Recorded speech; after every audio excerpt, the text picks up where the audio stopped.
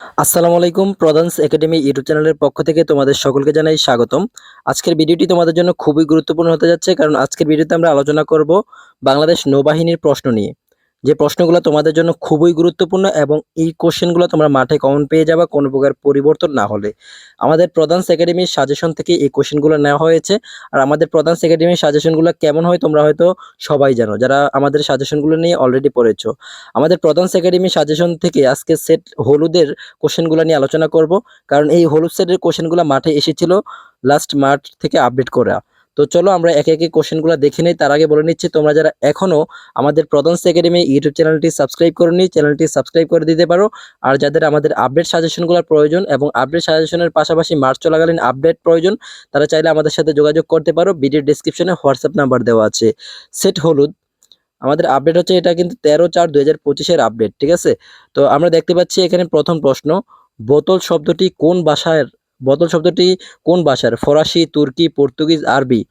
বাংলাদেশ নৌবাহিনীর সেটগুলা কিন্তু 6টা সেটের উপর কোশ্চেন হয়ে থাকে। আর এই 6টা সেটের মধ্যে তোমার যে কোনো একটা সেট পড়বে। তো এখানে আমরা দেখতে পাচ্ছি এটার উত্তর হচ্ছে পর্তুগিজ।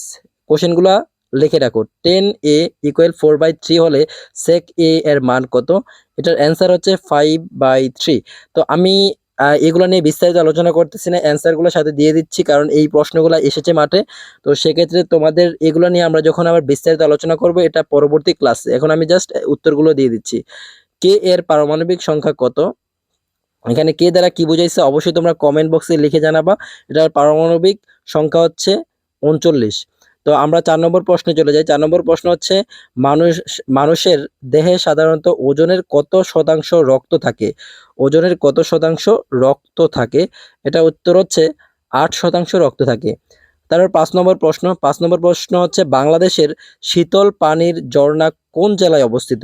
এটার উত্তর হচ্ছে কক্সবাজার। কুমিল্লার পূর্ব নাম কি? কুমিল্লার পূর্ব নাম হচ্ছে ত্রিপুরা। আমাদের সপ্তম প্রশ্নে আমরা চলে যাই। আমাদের সপ্তম প্রশ্ন হচ্ছে, পদ্মা মেঘনা এসে মিলিত হয়েছে কোথায়?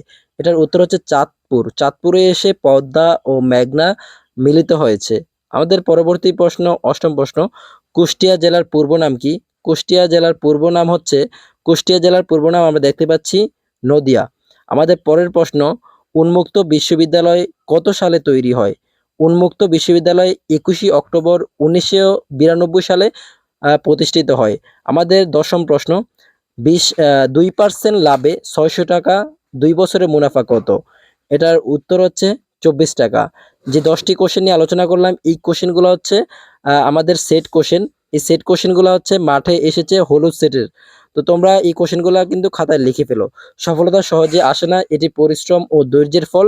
পরিশ্রমের প্রতিটা গ্রামের বিন্দুই যেন সাফল্যের পদক। তোমরা যারা পরিশ্রম করবা, মাঠে যাবা, যারা চেষ্টা করবা, এই অল্প সময় কাজে লাগাবা, তারাই কিন্তু সফল হতে পারবা। আর শুধু এলোমেলো আকারে পড়লেই হবে না, মাঠে যাওয়ার আগে তোমাকে অবশ্যই সঠিক গাইডলাইন নিতে হবে।